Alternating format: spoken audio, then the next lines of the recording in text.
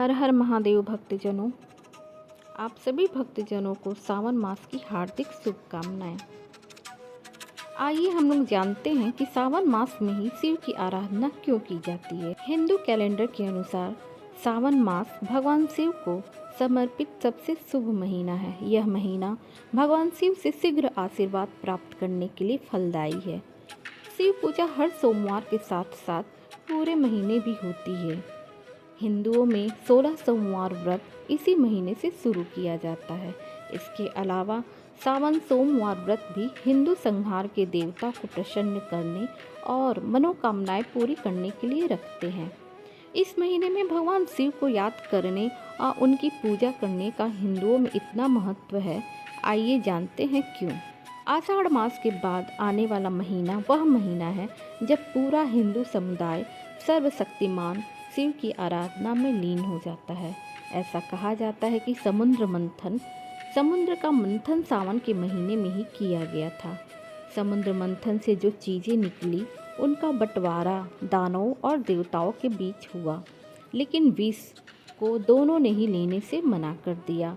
ब्रह्मांड को विनाश से बचाने के लिए भगवान शिव ने विष का सेवन किया और उसे अपने गले में धारण कर लिया।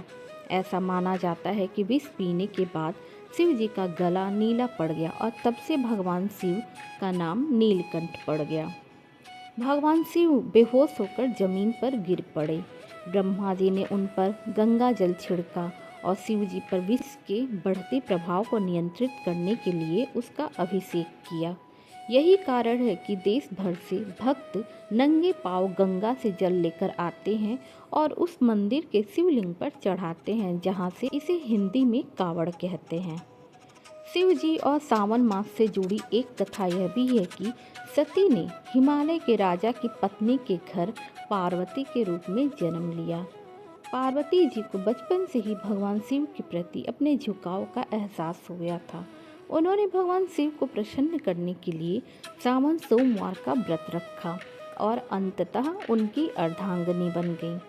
भगवान शिव उनसे प्रसन्न हुए और सावन के महीने में ही उन्हें अपनी पत्नी के रूप में स्वीकार किया।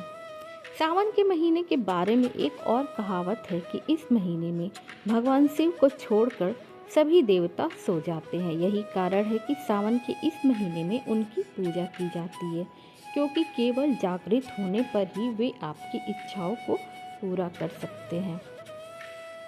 आइए जानते हैं कि भगवान शिव जी की पूजा कैसे करें। कहा जाता है कि भगवान शिव जी की पूजा करते समय सबसे पहले भगवान गणेश जी की पूजा करनी चाहिए। उसके बाद स्वामी कार्तिकेय, नंदी, देवी पार्वती और अंत में शिव की पूजा करनी चाहिए। पूर्व दिशा की ओर मुख करके बैठें। उसके बाद चावल, पंचामृत, रोली, चंदन, फूल, तिल, प्रसाद, मिश्री, कमलगट्टा, लौंग, सुपारी, धतूरा, बेलपत्र और गंगा जल, शुद्ध जल में गंगा जल मिलाकर ऊपर बताए गए क्रम में सभी देवताओं पर डालें।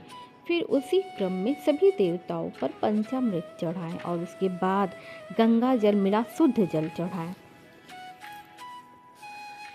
सभी देवताओं के माथे पर चंदन और माँ पार्वती के माथे पर सिंदूर लगाएं। सभी देवताओं पर चावल, तिल, रोली, मूली, सुपारी, जनेऊ, कमलगट्टा और कोई भी फल, धतूरा, फूल, बेलपत्र चढ़ाएं। शिव जी के सामने घी और अगरबत्ती का दिया जलाएं। उसके बाद मंत्रोच्चार करें। शिव मंत्र, शिव चालीसा और शिव आरती गाएं। शिव को प्रसन्न करने के लिए और भी कई मंत्र हैं, जैसे महामृत्युंजय मंत्र, जिसका प्रतिदिन जाप करने से भगवान शिव की कृपा प्राप्त होती है। यदि आप 16 सोमवार कर रहे हैं तो 16 सोमवार व्रत कथा पढ़ें, और यदि आप केवल सावन सोमवार व्रत कर रहे हैं तो सावन सोमवार व्रत कथा पढ़ें। आइए जानते हैं कि भगवान शिव को ये कौन सी चीज़ें हैं जो नहीं चढ़ानी चाहिए। भगवान शिव जी को प्रसन्न करने और उनका आशीर्वाद प्राप्त करने के लिए उनकी पूजा में बेलपत्र और धतूरा जैसी कुछ चीज़ें शामिल करनी चाहिए। साथ ही कुछ चीज़ें भगवान शिव जी को नहीं चढ़ानी चाहिए, क्योंकि उन्हें ये चीज़ें पसंद नहीं हैं। आइए जानते हैं वो कौन सी चीज़ें हैं जिन्हें शिव जी को नहीं चढ़ानी चाहिए।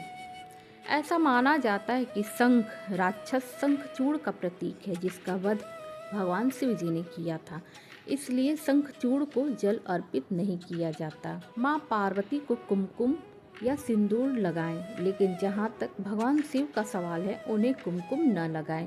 उनके माथे या शिवलिंग पर चंदन का लेप या चंदन का टीका ही लगाएं।